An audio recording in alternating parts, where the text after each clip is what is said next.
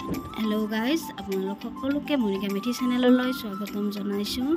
আশা কৰোঁ আপোনালোক সকলোৱে ভালে কুশলে আছে আৰু আমিও ভালে ভালে আছোঁ। আজি লৈ আহিছোঁ এটা একেবাৰে সহজ ব্যঞ্জন আৰু যিটো সকলোৱে আচলতে খায় বুলি ভাবোঁ মই, আৰু লগতে যিসকলে ভাল পায় লাইক কমেণ্ট আৰু ছাবস্ক্ৰাইব কৰি দিব মোৰ ভিডিঅ'টো, আৰু লগতে ভাল লাগিলে শ্বেয়াৰ কৰি দিব। আহক এতিয়া মই আপোনালোকক দেখুৱাওঁ কেনেকৈ বনোৱা হয় পুঁই শাকৰ চৰচৰি। এয়া প্ৰথমতে মই পুঁই শাক ভালকৈ বাছি ল'ম, তাৰপিছত এয়া ভালকৈ বাছি লোৱাৰ পিছত ধুই মেলি ৰেডি কৰি ল'ম। চাওকচোন, প্ৰথমতে মই ইয়াৰে ঠাৰিসমূহৰ পৰা এটা আঁহ ওলাই, এই আঁহখিনি উলিয়াই ল'ম। তাৰপিছত প্ৰথমতে আলুখিনি এনেদৰে ভাজি ল'ম। যিখিনি মই তৰকাৰীত ব্যৱহাৰ কৰিম সেই আলুখিনি প্ৰথমতে মই এনেদৰে ভাল কৰি ল'ম। মই অকণমান ডাঙৰ ডাঙৰ টুকুৰা কৰি লৈছোঁ, মানে এটা আলুৰ 2 পিচ কৰি লৈছোঁ। আপোনালোক বিচাৰিলে 4 পিচ কৰি ল'লেও কোনো অসুবিধা নহয়। এয়া প্ৰথমতে আলুখিনি মই ভালদৰে নিমখ হালধি দি পেলাই ভাজি ল'ম, আৰু ইয়াৰ পিছত আলুখিনি তেলৰ পৰা এনেকৈ নমাই ল'ম। চাওকচোন, একেবাৰে ৰংচোৱা কৰি ভাজি লৈছোঁ। লৈ পেলাই এতিয়া মই কেৰাহীৰ পৰা নমাই ল'ম।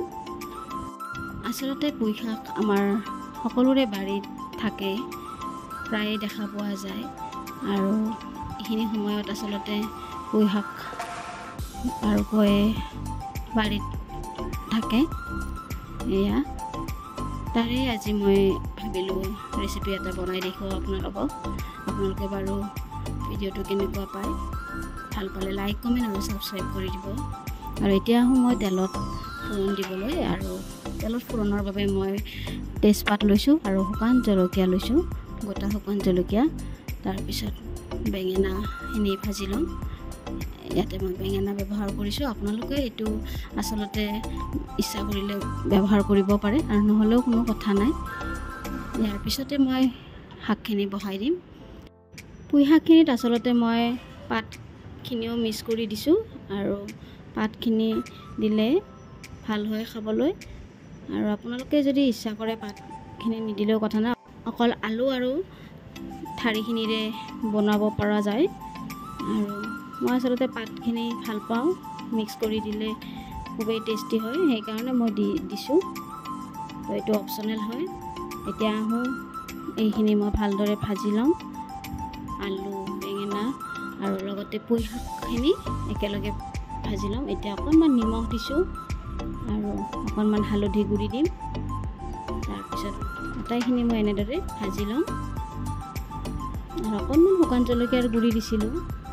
এয়া আটাইখিনি বস্তু মই একেলগে ভাজি ল'ম। তেনেদৰে অকণমান যেতিয়া শাকখিনি মজিবলৈ আৰম্ভ কৰিব, তাতে অকণমান জিৰা গুড়ি দি দিম। এয়া মই অকণমান জিৰা গুড়ি দিছোঁ, আৰু আচলতে মই প্ৰথমতে অকণমান সৰিয়হ, বগা সৰিয়হ পেষ্ট কৰি লৈছিলোঁ।